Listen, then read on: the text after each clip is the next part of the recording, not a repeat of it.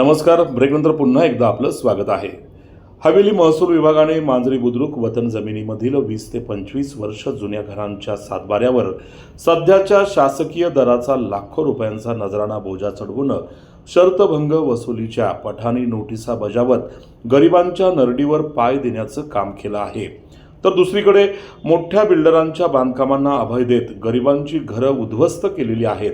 मांजरी बुद्रुक तलाठी Lohkare madam, Loni Kalbhor upper तहसीलदार तृप्ती Kolte madam, Theur येथील circle अधिकारी घाबरलेल्या सर्वसामान्य रहिवाशांची आर्थिक पिळवणूक करत असल्याचा गंभीर आरोप मांजरी बुद्रुकचे माजी सरपंच शिवराज आप्पा घुले यांनी प्रसारमाध्यमांशी बोलताना आज केला. मांजरी बुद्रुक तलाठी लोणी काळभोर अप्पर तहसीलदार थेऊर सर्कल अधिकारी यांच्या निषेधार्थ आणि जनसामान्यांची त्यांच्याकडून पिळवणूक होऊ नये याकरता शिवराज आप्पा घुले यांनी लाच लुचपत विभागाचा तक्रार संपर्क ध्वनी क्रमांक आणि स्वतःचा मोबाईल क्रमांक टाकून मोठे फ्लेक्स मांजरी बुद्रुक लोणी काळभोर आणि थेऊर येथील हवेली महसूल विभागाच्या अधिकाऱ्यांच्या कार्यालयाबाहेर लावून एकच खळबळ उडवून दिली. या भ्रष्ट महसूल अधिकाऱ्यांवर प्रशासनाने कारवाई करावी, त्यांचं निलंबन करावं. मांजरी बुद्रुक वतन जमिनीमधील घरांना जागा खरेदीवेळी असलेला नजराना दर आकारून घरे नियमित करावीत याकरता जिल्हाधिकारी कार्यालयासमोर बेमुदत धरणे जन आक्रोश आंदोलन सुरू करणार असल्याचा खणखणीत इशारा यावेळी माजी सरपंच शिवराज आप्पा घुले यांनी दिला. प्रसारमाध्यमांच्या प्रतिनिधींनी यावेळी तलाठी अप्पर तहसीलदार आणि सर्कल यांना प्रतिक्रिया विचारली असता त्यांनी उडवाउडवीची उत्तरं देत पीडित नागरिकांनाच दोष देण्याचा प्रयत्न करत सारवासारव केली. तलाठी अप्पर तहसीलदार सर्कल यांच्या कार्यालयाबाहेर लाच लुचपत विभागाचा नागरिकांच्या मदतीसाठी असणारा संपर्क ध्वनीसह फलक मात्र गायब होता. हे देखील संतप्त नागरिकांनी यावेळी निदर्शनास आणून दिले. यावरही महसूल अधिकाऱ्यांनी उडवाउडवीची उत्तरं दिली. शिवराज आप्पा घुले यांनी हवेली महसूल विभागाच्या भ्रष्ट कारभाराचा एक प्रकारे पंचनामाच या फ्लेक्सच्या माध्यमातून केला असल्याची चर्चा यावेळी नागरिकांमध्ये होती. पाहूया हा वृत्तांत. तहसीलदार मॅडमनी न्यायप्रविष्ट बाब असताना तलाठी आणि सर्कलांवरती प्रेशर वापरून हे नोंद घालायला लावली आणि बोजा चढायला लावला. आमचं म्हणणं आहे की आत्ता मांजरी असू, शेवाळवाडी असू किंवा जी गावं आत्ता कॉर्पोरेशनमध्ये गेलेली आहेत त्या गावांमध्ये इनलिगल बिल्डिंग इतक्या झाल्यात की 10-20 हजार स्क्वेअर फूटच्या इनलिगल बिल्डिंग झाल्यात. त्यांनी कसलंही चलन, कसलाही टॅक्स, कसलाही NA टॅक्स भरलेला नाही. मग हा यांना वसूल करता येत नाही का? तुमच्या माहितीसाठी सांगतो, माझी सोलापूर रोडला जमीन आहे, त्या जमिनीचा जो रेट आहे तो आणि यांचा सारखा रेट सेम आहे ह्यांच्या जमिनीचा. तिथं जर मला आज एखाद्या गोष्टीची डेव्हलपमेंट करायची असेल तर अंदाजे 10,80,00,000 रुपये चलन येते. म्हणजे कायसाठी? TDR, ॲन्सिलरी, अशा सगळ्या गोष्टींचं. माझं असं म्हणणं की मांजरी गावामध्ये थोडा रेट कमी असेल. सरासरी जर काढली तर 6 कोटी रुपये जर सरासरी काढली एका एकराला चलन, तर मांजरीमध्ये 1,000-1,500 एकरामध्ये ह्या इनलिगल बिल्डिंग झाल्यात. जर त्यांनी जर आपण काढलं 6 कोटी हिशोब काढला तर मला वाटतं 9,000 कोटी रुपये होते आणि 1,500 एकराचे. मांजरीचा अक्षरशः शांगाई होईल. पण हे पैसे बुडवलेत. पण ठीक आहे, जे ह्याचे पैसे भरलेले ॲन्सलरीचे किंवा TDRचे ते पैसे शासनाचे असतील, पण NA टॅक्स वसूल करायचा पूर्ण अधिकार हा तहसीलदार, गाव कामगार तलाठी आणि सर्कलला आणला आहे.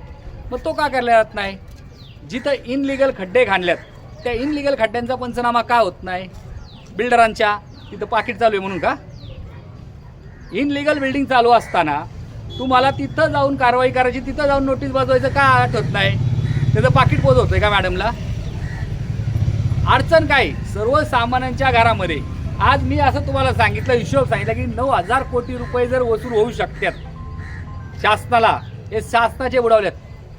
एवढे पैसे तुम्ही सोडल्यात आणि ह्या लोकांच्या घरावरती जे कोण रिक्षा चालवतोय, कुठल्या लेडीज घरकाम कामाला जातात, एवढ्या सर्वसामान्य कुटुंबाच्या लोकांचे तुम्ही लगेच एका गुंठ्यावरती 15-17 लाख रुपयाचा बोजा चढवत आहे. ह्या लोकांना उद्या मुलीचं लग्न लावायचं असेल, घरावरती लोन होत असेल, तर आता हा बोजा पाहून लोन होणार नाही. कसं लावायचं यांनी मुलीचं लग्न?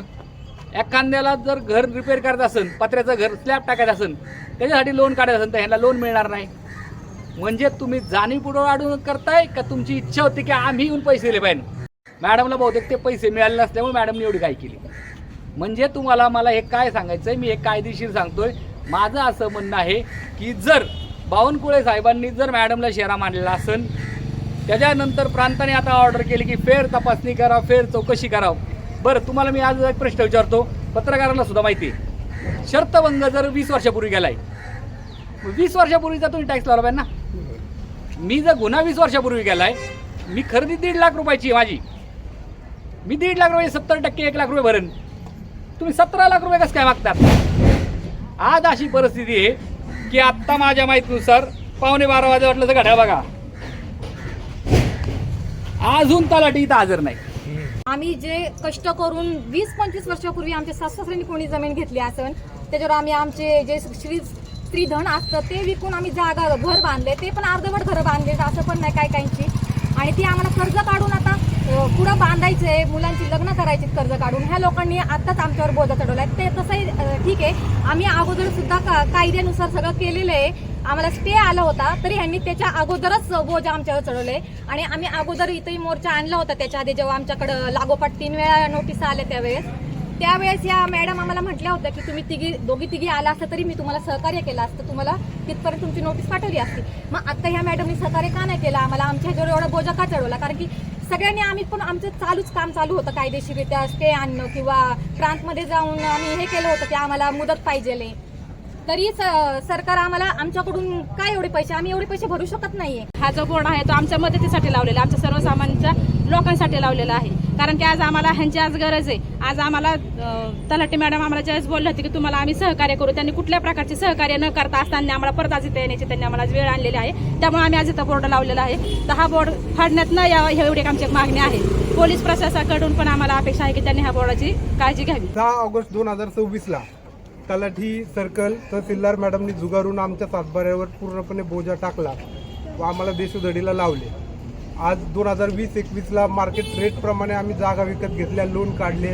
त्या प्रॉपर्टीवर लोन नाही तर गावाकडच्या मालमत्तेवर बाकी सगळ्या गोष्टी ॲडजस्ट करून आम्ही लोन काढले, लोन भरतोय. आणि आता यांनी आम्हाला सरासरी 20 ते 30 लाखाचा बोजा आमच्या सातबाऱ्यावर प्रत्येकाला टाकलेला आहे. तर आता इथून पुढे करायचं काय? त्यानंतर यांच्या मध्यस्थांच्या धमक्या पण अशा असतात की आता तुमच्या जागा लिलावात काढणार, त्या डिमॉलिश करणार. या सगळ्या गोष्टीने आम्ही पूर्णपणे प्रचंड मानसिक कष्टात आलेलो आहोत. त्यांच्या स्वप्नावरती नांगर फिरवलेला आहे आणि सर्वसामान्यांचं वाटोळं करायचं मॅडमनी ठरवलं आहे. का तर मॅडमला असं वाटत असेल की 70 लोक म्हणलं, मला 70 लोकांनी 1-1 लाख रुपये जर म्हणलं तर 70 लाख रुपये दिले असते. मग पैसे कमी पडल्यात म्हणून हे होतंय का? कशासाठी एवढी कारवाई? आता सुद्धा आपण ज्या वेळेस मांजरी तलाट्यांशी बोललो, त्यांना आपण विचारलं की यात कायदेशीररित्या 2 महिन्याची मुदत असती, तर त्या म्हणल्या त्यात मुदत टाकली नव्हती. मग मी त्यांना म्हणलं मॅडमने ऑर्डर चुकीची गेली का? नाही म्हणलं आम्ही तसं बोलू शकत नाही. मला वाटतं पत्रकारांनी ते रेकॉर्डिंग सुद्धा केलेलं आहे. मग माझं असं म्हणणं आहे की ह्या का गोष्टी होतात, कशासाठी होतात? आज मी भारतीय जनता पार्टीचा कार्यकर्ता आहे. माझ्या लोकांपर्यंत वरती सर्वसामान्य माणसं, ह्या अधिकारी व जे पुढारी आहेत त्यांच्याकडे जाणं, भेटणं, मुंबईला जाणं, इकडे जाणं हे सर्वसामान्यांना शक्य नसल्यामुळं मी हा सर्वसामान्यांचा आवाज भारतीय जनता पार्टीच्या आमच्या पुढाऱ्यांपर्यंत मीडिया मार्फत लवकर पोहोचावा. मांजरीमध्ये सर्वे नंबर 68 व 88 मध्ये झालेल्या कारवाईबाबत आज आपण हे अर्ज किंवा बोर्ड लावायचा निर्णय घेतलाय. मान्य तलाठी असू, मान्य सर्कल साहेब असू किंवा मान्य तहसीलदार असू, यांच्याकडनं लोकांना पैशाची मागणी होत आहे, चुकीच्या पद्धतीने वागले जात आहे, सर्वसामान्यांच्या सातबाऱ्यावर बोजा चढवल्या जात आहे. आणि जे बिल्डर आहेत त्यांनी ज्यावेळेस खड्डे खाणल्यात ते खड्डेची कसलीही रॉयल्टी भरलेली नाही, तिथं कारवाई होत नाही.